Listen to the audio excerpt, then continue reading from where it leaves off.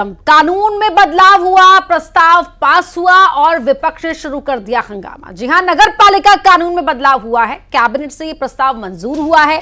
कौन सा प्रस्ताव बता देते हैं आपको। एमपी में मोहन कैबिनेट ने नगर पालिका कानून में बदलाव वाले प्रस्ताव को, यानी कि अमेंडमेंट वाले प्रस्ताव को मंजूरी दे दी है। यानी कि कुछ चीजें हैं जो बदली जाएंगी।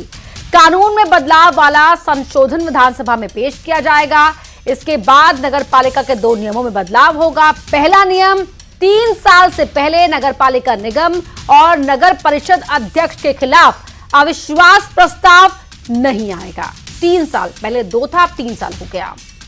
दूसरा, अब अविश्वास प्रस्ताव के लिए कुल सदस्यों की संख्या के 2/3 नहीं बल्कि 3/4 मेंबर्स की आवश्यकता होगी। इसको लेकर कांग्रेस सरकार पर हमलावर है। कांग्रेस कह रही है ये बीजेपी की तानाशाही है। उधर बीजेपी ने फैसले का स्वागत किया है और कहा कि विरोध करना तो कांग्रेस की पुरानी आदत है। बात हम करेंगे महाडिबेट में आगे भी, लेकिन पहले रिपोर्ट देख लीजिए।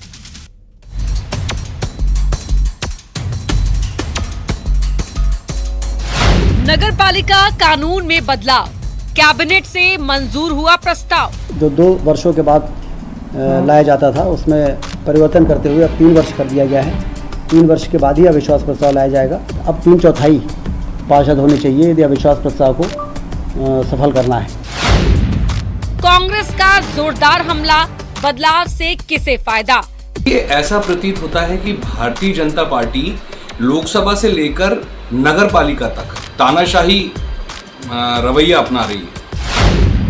कानून में होगा संशोधन, अब किसकी बढ़ेगी टेंशन। निश्चित तौर पर ये आज का अमेंडमेंट जो है स्वागत योग्य है। मोहन कैबिनेट ने नगरपालिका एक्ट में संशोधन के प्रस्ताव को मंजूरी दे दी है, जिस पर कांग्रेस ने जोरदार हमला बोला है। कांग्रेस ने फैसले को तानाशाही रवैया बताया है। उधर बीजेपी ने कहा कि विरोध करना कांग्रेस की पुरानी आदत है। संशोधन से किसे फायदा होगा और इसके क्या मायने हैं, इसी पर करेंगे आज महाडिबेट।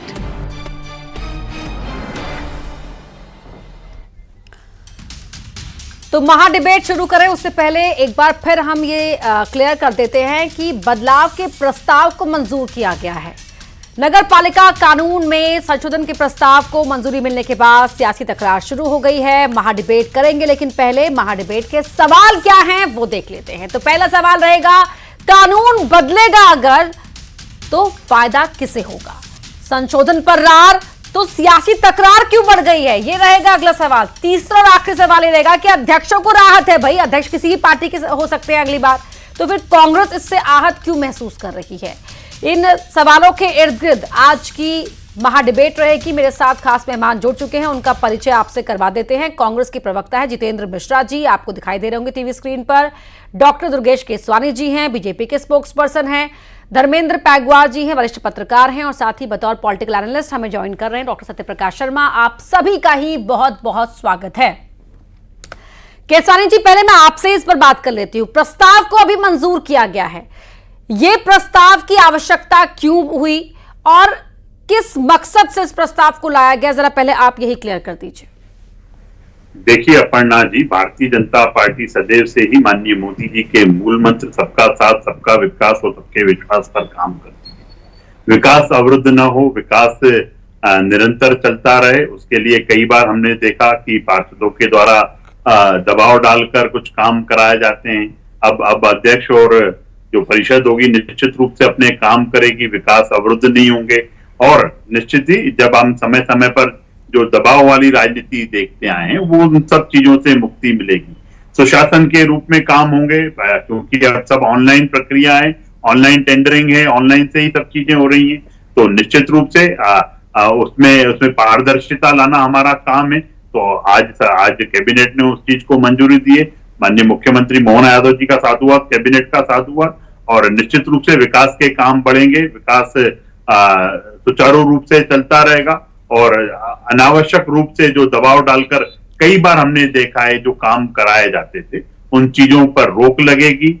सतत काम चलते रहेंगे, वरना अध्यक्ष कभी अपने आप को बचाने में लग जाए, कभी परिषद को रूटीन सुचारू रूप से नहीं चला पाए, तो उस चीज को लेकर और जो भी कानून में समय समय पर बदलाव किए जाते हैं अपर्णा जी, वह जी। निश्चित रूप से फॉर बेटरमेंट कैसे और अच्छा हो सकता है, कैसे हम अच्छा और कर सकते हैं, उसके लिए किए जाते हैं और इस बदलाव को भी उसी रूप से देखना चाहिए। अध्यक्ष आपने ही अपनी रिपोर्ट में बताया कि अध्यक्ष कांग्रेस के भी हो सकते हैं, भाजपा के भी हो सकते हैं, ये सब चीजों पर लागू होगा कोई। जी जितेंद्र मिश्रा जी, दुर्गेश केसवानी जी ने बता दिया कि भाई सब कुर्सी बचाने के लिए ना लग जाए, इसके लिए ये प्रस्ताव लाया गया है। उस कुर्सी पे तो कल को आपकी पार्टी के भी कोई हो सकता है, तो फिर ये जो प्रस्ताव लाया गया है वो तो उस कुर्सी पर बैठने वाले के लिए है ना, तो वो आप पहले ही मानकर चल रहे हैं क्या कि आप लोग कभी बैठेंगे ही नहीं उस पर?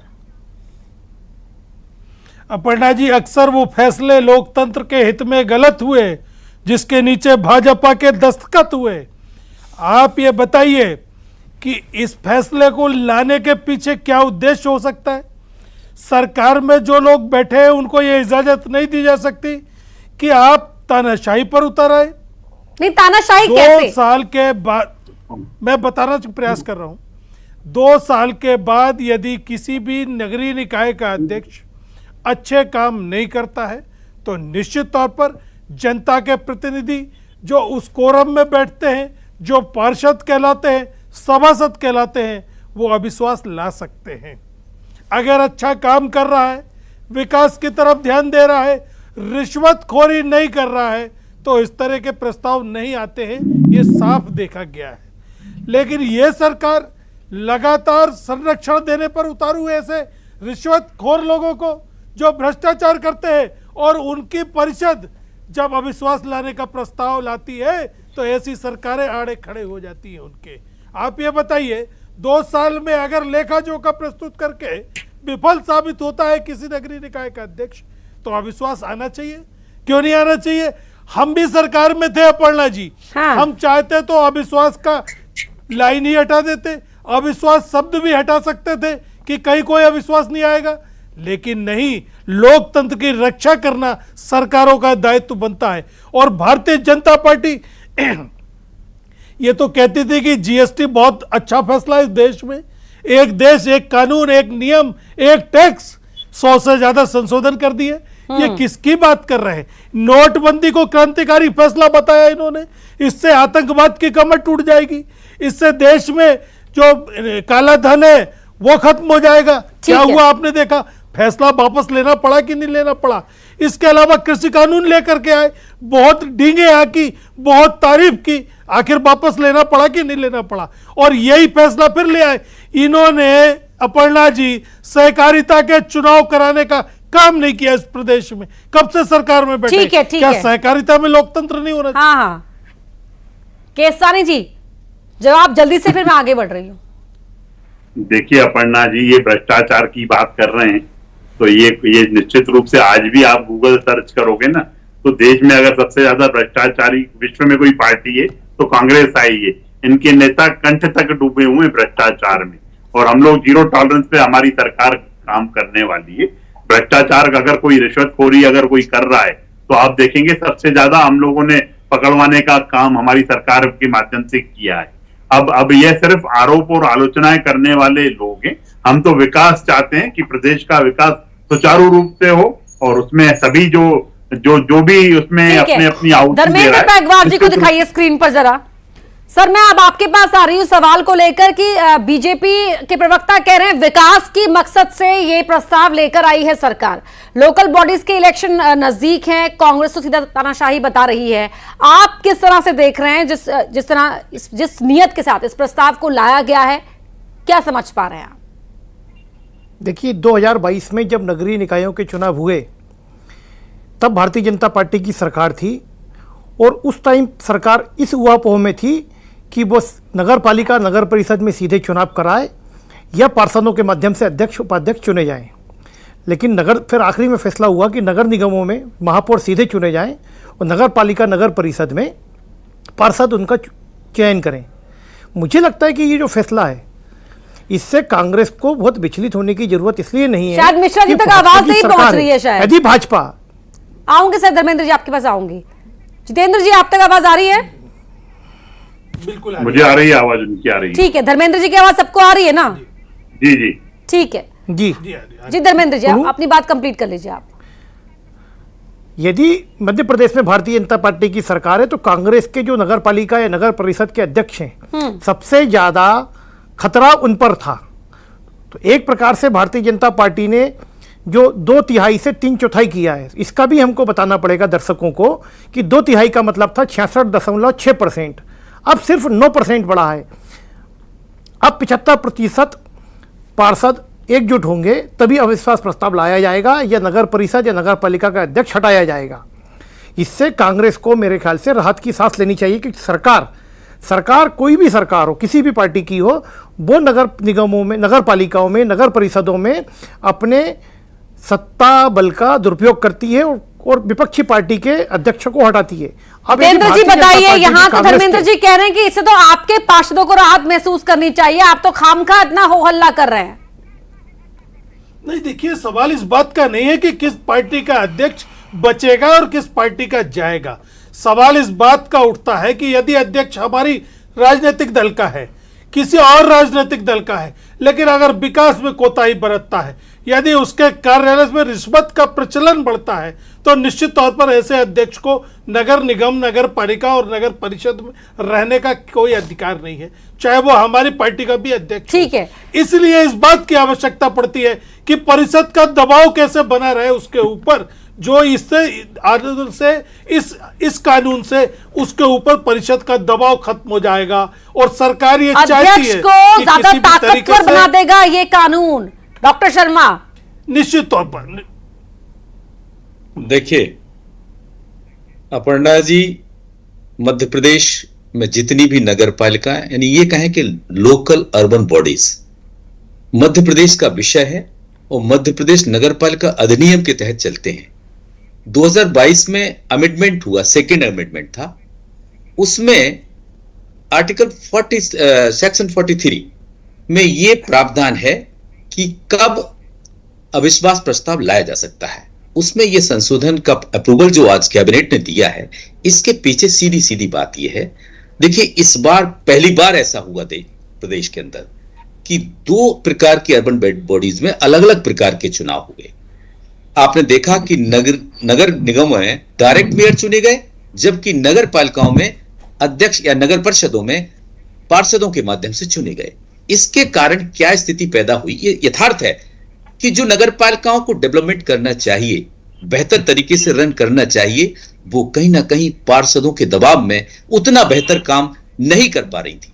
और ऐसे कई मामले थे, कई नगर पालिकाएं देश प्रदेश की ऐसी हैं जिनमें कहीं ना कहीं पार्षदों के अनावश्यक दबाव के कारण ऐसी स्थितियां निर्मित हो रही हैं कि वहां पर प्रदेश की या देश की केंद्र की जो योजना है उनका इंप्लीमेंटेशन प्रॉपर नहीं हो पा रहा। मैं ये मान के चलता हूं कि ये एक बेहतर कदम हो सकता है, लेकिन इसका दूसरा पहलू भी है कि अगर कहीं पर ऐसी स्थितियां भी होंगी कि नगर पालिका अध्यक्ष या नगर परिषद के अध्यक्ष की मनमानी अधिक हो, तो उस पर कंट्रोल करने के लिए ये अधिनियम कहीं ना कहीं उसको राहत देता है। वो राहत में 1 साल की बढ़ोतरी होना या इसको 2/3 से लेकर 3/4 कर देना, ये यानी कि और टफ बना देना, ये कहीं ना कहीं इस बात को इंगित करता है कि स्टेबिलिटी उस बॉडी की बनी रहे, जिससे नगरीय निकाय के काम बेहतर तरीके से हो सके।